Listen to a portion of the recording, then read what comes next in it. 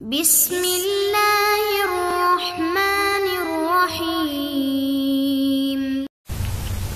اعوذ باللہ من الشیطان اللعین الرجیم بسم اللہ الرحمن الرحیم وبہ نستعین وهو خیر ناصر ومعین۔ عزیز طلاب کرام، ہمارا آج کا یہ سبق نمبر 32 مسئلہ خامسہ کے بارے میں ہے۔ یعنی مسئلہ خامسہ ہم نے نبوت کے ابحاث شروع کیے تھے جو کہ مقصد رابع تھے، اور اس مقصد رابع کے اندر ہم نے چند مطالب سے بحث کیے تھے۔ تو ان میں سے چند مسائل جو کہ پہلے گزر چکے، تو ان میں سے مسئلہ رابعہ معجزہ یعنی ان طریق کے بارے میں تھے کہ جن کے ذریعے سے ہم صدق انبیاء کو جان سکتے ہیں۔ ابھی ہے المسئلۃ الخامسہ، 5واں مسئلہ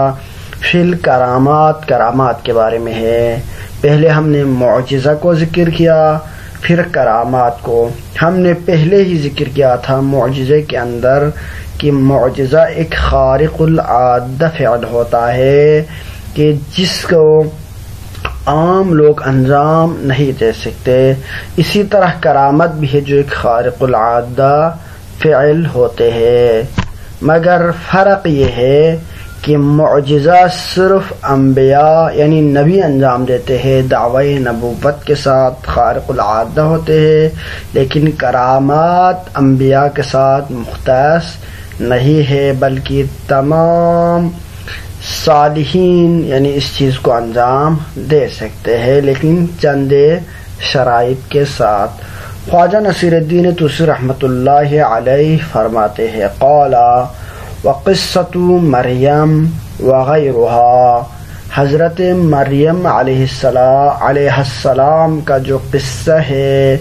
اور اس کے علاوہ باقی جو قصے ہیں وہ تعطی جواز ظہورہ، یہ اس چیز کو جائز قرار دیتی ہے کہ کرامت ظاہر ہو سکتا ہے علی الصالحین، صالحین کے اوپر، یعنی صالحین کرامات کو انجام دے سکتے ہیں۔ کرامت کا اختصاص دعوی نبوت کے ساتھ نہیں ہے۔ اب آئیے حضرت مریم کا قصہ کیا تھا۔ قصہ مریم، چند ایک قصے ہیں حضرت مریم سلام اللہ علیہا کے۔ حضرت مریم سلام اللہ علیہا کے جو معجزہ ہے، یعنی ان کی جو معجزت نہیں کہتے، اس کو کرامت کہتے ہیں۔ تو حضرت مریم کا یعنی ان کی جو کرامت ہے وہ ہے اللہ تعالیٰ کی طرف سے ان کی طرف رزقانہ وغیرہ سے مراد یعنی حضرت زکریا یعنی آصف بن برقیہ جو کہ حضرت سلیمان کا نائب اور وزیر تھا، ان کا تخت بلقیس کو لے کے آنا، ملکہ سبا کی جو تخت ہے ان کو حضرت سلیمان کے پاس پیش کرنا، یہ دو چیزیں کرامات میں علماء نے پیش کیے ہیں۔ حضرت مریم سلام اللہ علیہا کے کرامت کے بارے میں قرآن میں سورہ آل عمران میں آیت نمبر 37 کے اندر کچھ یوں بیان فرماتے ہیں کہ فتقبلها ربها بقبول حسن وانبتها نباتا حسنا وکفلها زکریا، چنانچہ اس کے رب نے اس کی نظر یعنی نظر سے مراد یعنی لڑکی کو بوجہ احسن قبول فرمایا اور اس کی بہترین نشو و نما کا اہتمام فرمایا، اور زکریا کو اس کا سرپرست بنا دیا۔ فلما دخل علیہا زکریا المحراب وجد عندها رزقا، اور جب حضرت زکریا اس کے حجرہ عبادت میں جاتے تو اس کے پاس طعام موجود پاتے۔ قال یا مریم انا لک ھذا، حضرت زکریا حضرت مریم سے پوچھتا ہے کہ آپ کے پاس یہ کھانا اور طعام کہاں سے آتا ہے؟ تو کیا فرماتے کہ قالت هو من عند اللہ، یعنی آپ کے پاس یہ جو کھانا ہے وہ کہاں سے آتا ہے؟ تو فرماتی ہے، وہ کہتی ہے کہ اللہ کے ہاں سے آتا ہے، کہ ان اللہ یرزق من یشاء بغیر حساب، بے شک خدا جسے چاہتا ہے بے حساب رزق دے دیتا ہے۔ یہ حضرت مریم سلام اللہ علیہا کا جواب ہے۔ تو اس آیت کے اندر حضرت مریم سلام اللہ علیہا کو اللہ کی طرف سے کھانا آنا، یا اس کے علاوہ حضرت مریم سلام اللہ علیہا جب زچگی کی حالت میں تھی تو اس صورت میں آپ بیابان میں گئے تھے، تو بیابان میں جب آپ گئی تو اس وقت وہاں پہ موسم بہت یعنی بے موسم تھا، کہ جہاں پر کوئی سبزہ یا پھل وہاں پہ پکا ہوا ہو، ایسا کوئی موسم نہیں تھا۔ تو اس وقت آپ کھجور کے درخت کے نیچے تھے، اللہ تعالیٰ نے آپ کو یعنی حکم فرمایا، یا مریم تساقط علیک رطبا جنیا، یعنی آپ اس کو ہلائے، اس درخت کو ہلائے، تو اس صورت میں تساقط علیک رطبا جنیا، کہ آپ کے اوپر تازے تازے کھجور کیا ہوں گے؟ گرے گا، آپ کو تازہ تازہ کھجور ملے گا، آپ اس سے استفادہ فرما سکتی ہے۔ تو اس طرح کے مختلف قسم کے کرامات حضرت مریم سلام اللہ علیہا کے ہے، وغیرہ وغیرہ سے مراد حضرت مریم کے علاوہ اور بھی کرامات باقی اللہ کے مقرب بندوں سے، صالحین سے یہ ہوا ہے۔ تو اس سے ہمیں ایک ہی چیز سمجھ آتی ہے، وہ یہ کہ یہ کرامات مختص انبیاء سلام اللہ علیہا نہیں ہے۔ معجزہ انبیاء انجام دیتے ہیں، لیکن کرامات غیر انبیاء اور صالحین کے ہاتھوں سے بھی یہ چیز واقع ہو سکتی ہے۔ قال شارح فرماتے کہ اختلاف الناس ہونا، یہاں پر لوگوں میں اختلاف ہے، کیا آیا کرامات غیر انبیاء انجام دے سکتے ہیں یا نہیں دے سکتے؟ تو اس میں اختلاف ہے۔ فذهب جماعة من المعتزلة إلى المنع من اظہار المعجز على الصالحین کرامة لهم، کہ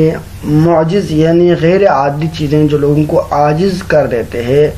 ایسی افعال کا لوگوں کے ہاتھوں پر یعنی صالحین کے ہاتھوں پر ان کی اکرام کے لیے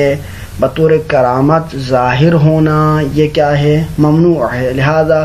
معجزہ کا اختصاص ہے کن کے ساتھ؟ انبیاء کے ساتھ۔ اور اس نظرے کو ہم نے پہلے بیان کیا تھا کہ چند گروہ ہے، تقریباً 4 گروہ ہم نے اس میں ذکر، 3-4 گروہ ہم نے اس میں ذکر کیا تھا۔ تو اس میں ہم نے ان کو بھی یعنی معتزلہ کے نظرے کو بھی وہاں پر نقل کیا تھا، کہ معتزلہ خارق العادہ افعال کو اختصاص کرتے ہیں، مختص کرتے ہیں انبیاء کے ساتھ۔ اور ہم نے وہاں پر پہلے والے درس میں یہ بیان بھی کیا تھا، جواب بھی دیا تھا کہ ان کا یہ نظریہ درست نہیں ہے، کیونکہ جب معجزہ اللہ تعالیٰ کے حکم سے انجام پاتا ہے تو اللہ تعالیٰ جس کے ہاتھ سے چاہے اس چیز کا ظہور اور اظہار کر سکتے ہیں۔ لیکن ان کے ہاں یہ جو نظریہ ہے وہ کیا ہے؟ وہ کہتے ہیں کہ انبیاء کے ساتھ مختص صالحین کے ہاتھ سے ظاہر ہونا کیا ہے؟ منع ہے۔ دوسرا ان کی جو دلیل ہے وہ کہتے ہیں کہ صرف انبیاء کے ساتھ مختص غیر کے ساتھ ظاہر نہیں ہوتے، وہ اس وجہ سے کہ ومن اظہارہ علی العکس علی الکاذبین اظہارا لکذبہم، کہ آپ معجزہ کا ظہور غیر انبیاء سے کرتے ہیں، تو اس سے یہ لازم آتا ہے کہ یعنی ان کا 2 کنسپٹ ہے، یعنی معتزلہ کے جو کنسپٹ ہے نا، ایک منع ہے، منع ڈائریکٹ منع ہے، چاہے آپ اس سے کہ یہ اظہار ہو کرامت کے طور پر، یا چاہے یہ اظہار ہو کس چیز کے اوپر؟ اظہارا لکذبہم، یعنی ان کی کذب کی اظہار کیا خارق العادہ فعل انجام پائے۔ اس کو سمجھانے کے لیے ہم آتے ہیں قصہ، یعنی جو قصہ مشہور ہے کہ ایک بندے نے مسلمہ کذاب کہ جنہوں نے نبوت کا دعویٰ کیا تھا، تو ان کے اس یعنی دعوی نبوت کے اندر اگر ہم دیکھیں تو اس نبوت کے دعویٰ کے اندر اس چیز کا بھی عکس ہمیں نظر آتا ہے کہ انہوں نے دعوی نبوت کیا اور کہا کہ یہ مثال کے طور پر اس کے کئی واقعات ہیں۔ ایک واقعہ ہے کہ اس نے کہا کہ میں اس کنویں کی جو پانی ہے جو کہ اس کا ذائقہ خراب ہے، میں اپنا اگر لعاب دہن اس کے اندر ڈالوں تو یہ میٹھا پانی بن جائے گا، لیکن کھرا پانی بن گیا۔ تو اس کے اللہ تعالیٰ نے کیونکہ اس نے دعوی نبوت کیا تھا تو اس کو جھٹلانے کے لیے اس نے جو دعویٰ کیا تھا کہ میں اس کو میٹھا بناؤں گا، لیکن اس کے لعابدہ جانے سے وہ سوکھ کیا، الٹا جو اس نے دعویٰ کیا تھا اس کا خلاف ہوا اور اس کی جھوٹ کا اظہار ہوا۔ کیا اس کے علاوہ اس نے ایک دفعہ کہا تھا کہ نبی صلی اللہ علیہ وسلم نے ایک اندھے آدمی کو اس کی آنکھ جو کہ بینائی چلی گئی تھی اس کو کہا تھا کہ میں اس کی ایک آنکھ کو ٹھیک کرتا ہوں، تو وہ ٹھیک ہو گئے نبی کے معجزے سے۔ لیکن اس نے یہ دعویٰ کیا تھا کہ میں اس بندے کی جو آنکھ ہے میں اس کو ٹھیک کرتا ہوں، ایک اندھا یعنی جس کی ایک آنکھ نابینا تھا اس شخص کی آنکھ کو ٹھیک کرنے کے لیے اس نے معجزہ دکھایا، لیکن اس کے معجزے کا نقصان یہ ہو گیا جب اس نے معجزہ دکھایا تو یعنی بطور معجزہ اس نے یہ کوئی حرکات اور سکنات انجام دی تو اس کے جو ایک آنکھ جو کہ صحیح تھا وہ بھی کیا ہو گیا، اندھا ہو گیا۔ تو یہ جو اس نے کیا تھا یعنی معجزے کے طور پر ایک خارق العادہ فعل انجام دینا چاہا تھا تو اس کے عکس ہو گیا، یعنی اظہار ہو یعنی خارق العادہ فعل کا اظہار ہو جائے، علی العکس بطور عکس یعنی اس نے جو دعویٰ کیا تھا اس کی الٹ ہو گیا، علی الکاذبین یعنی ان لوگوں پر جو کہ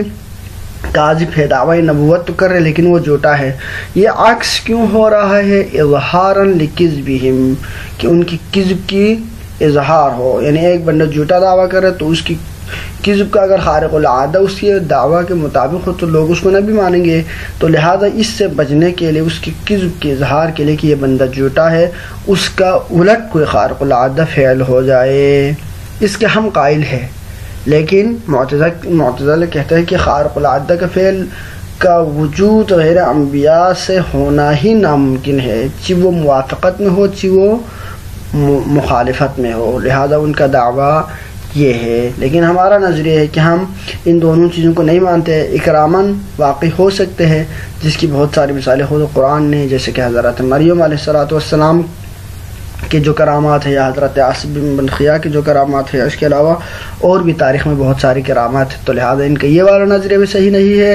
اور اظہار بطور عکس کرامت کا ظہور تاکہ اس کاذب کی کذب کا اظہار ہو، یہ واقعی مسیلمہ کذاب بھی اس چیز کے پر دلیل ہے، لہذا معتزلہ کا یہ اختصاص بلا دلیل ہے۔ یہ ہو گیا معتزلہ والوں کے نظریہ۔ وجوزہ لیکن اس کرامت کو جائز قرار دیا ہے ابو الحسین نے منہم انہی معتزلہ میں سے، وجماعت اخرى من المعتزلہ یا ان کے علاوہ دوسرے معتزلہ کے ایک گروہ نے، والاشاعرہ اور کل اشاعرہ نے، وہو الحق اور یہ نظریہ کیا ہے؟ حق ہے۔ یہاں پر ایک نقطے کی طرف توجہ کی ضرورت ہے۔ عمومی طور پر مکتب تشیع یعنی جعفریہ کے جو نظریات ہیں وہ ملتے ہیں عقائد میں معتزلہ کے ساتھ، یعنی معتزلہ کے ساتھ ان کے اکثر نظریات موافق ہوتے ہیں، اشاعرہ کے خلاف ہے۔ لیکن یہاں پر آ کر مکتب تشیع کی جو نظریہ ہے وہ اشاعرہ کے قریب ہے اور معتزلہ کے خلاف ہے، لیکن بعض موارد ایسے بھی ہو سکتے کہ جہاں پر ان دونوں کے نظریات کے خلاف ہو۔ واستدل المصنف رحمہ اللہ، یہاں پر یہ جو عبارت ہے وہ خواجہ علامہ ہندی رحمۃ اللہ علیہ کی ہے، تو وہ فرماتے ہیں کہ خواجہ نصیر الدین طوسی نے اس کے اوپر یعنی استدلال کیا ہے، جواز کرامات، ظہور کرامت کے اوپر استدلال کیا ہے بقصۃ مریم، قصہ مریم کے ذریعے سے، فإنها تدل على ظہور معجزات، کہ یہ دلالت کرتی ہے کہ بہت سارے معجزات ظاہر ہوئی ہے علیہا حضرت مریم پر، وغیرہا حضرت مریم کے علاوہ مثل قصہ عاصم بن برخیا یا اس کے علاوہ کل اخبار المتواترۃ المنقولۃ عن علی علیہ السلام وغیرہ من الائمہ، یا حضرت علی علیہ السلام ان کے لیے رد شمس کا واقعہ، ان کے علاوہ بہت ساری اور بھی یعنی واقعات جو ائمہ علیہ السلام کی سیرت کی کتابوں میں ہم ان چیزوں کا مطالعہ کر سکتے ہیں۔ سینکڑوں کرامات کا ظہور دلیل ہے کہ یہ کرامت کیا ہے، انبیاء علیہ السلام کے علاوہ غیر انبیاء پر بھی ظاہر ہو سکتا ہے۔ وحمل المانعون قصۃ مریم، لیکن جو لوگ انکار کرتے ہیں کہ اس کا اختصاص انبیاء کے ساتھ غیر انبیاء خارق العادہ افعال انجام نہیں دے سکتے، تو انہوں نے بطور دلیل یہ پیش کیا ہے، انہوں نے جو قصہ حضرت مریم علیہ السلام ہے اس کو بطور تعویل پیش کیا ہے کہ علی رحاض عیسیٰ علیہ السلام کہ اس کو حضرت عیسیٰ کے معجزے کے اوپر حمل کیا ہے. وقصۃ عاصف علی انہ معجزۃ لسلیمان علیہ السلام، اور یہ جو حضرت عاصف بن برقیہ کا تخت بلقیس کو میں نے یعنی لانا ہے، وہ حضرت سلیمان علیہ السلام کی معجزے کے اوپر حمل کیا ہے کہ حضرت سلیمان کا معجزہ تھا مع بلقیس، حضرت بلقیس کے لیے کہ ان کو دکھانا تھا تاکہ وہ اسلام قبول کرے. کأنہ یقول، جیسے کہ خود ان کا قول ہے کہ ان بعض اتباع یقدر علی ھذا مع عجزکم عنہ، کہ اس چیز کے اوپر یہاں پر ان کا یہ کہنا ہے کہ گوئے کہ حضرت سلیمان نے کہا کہ ان بعض اتباع یقدر علی ھذا مع عجزکم عنہ، یعنی میرا ان بعض اتباع یعنی میرے پیروکار ہے وہ یقدر علی ھذا اس طرح کے چیزیں انجام دینے کے اوپر قادر ہے مع عجزکم عنہ، حالانکہ باقی لوگ ہیں تم لوگ اس سے عاجز ہے، لیکن میرے جو بعض لوگ ہیں وہ اس طرح کے کام انجام دینے پر یعنی وہ لوگ کیا ہے اس کی قدرت رکھتے ہیں. ولہذا اسلمت، اسی لیے حضرت بلقیس نے اسلام قبول کی بعد الوقوف علی معجزات ہی، خود حضرت سلیمان علیہ السلام کی ان معجزات کو جاننے کے بعد. اور جہاں تک حضرت علی علیہ السلام کی جو قصے ہیں ان کو انہوں نے حمل کیا علی تکملۃ معجزات نبی صلی اللہ علیہ وسلم کے معجزے کے اوپر، لہذا ان کی جو ان کی طرف سے یہ ایک تعویل پیش کی گئی ہے کہ جتنی کرامات آپ لوگ بطور دلیل پیش کرتے ہیں وہ سارے کرامات خود ان انبیاء علیہ السلام کا نہیں ہے، بلکہ یہ کرامات ان کے انبیاء علیہ السلام کے اور جو ان کی جانشین یا ان کو کہے یا باقی صالح کہے ان انبیاء کی کرامات کا تکملہ ہے. تکملہ اس طرح سے کہ ہے تو اسی نبی کا، لیکن دکھایا گیا ہے اسی زمانے کے کسی صالح شخصیت کے ذریعے سے تاکہ وہ اس نبی کا مؤید و ناصر بن سکے. لہذا آپ کا یہ کہنا کہ یہ معجزہ یعنی یہ کرامات اور صالحین کے ہاتھوں سے بھی سرزد ہوتے، یہ صحیح نہیں ہے. وصلی اللہ علیہ سیدنا محمد وآلہ الطیبین الطاہرین.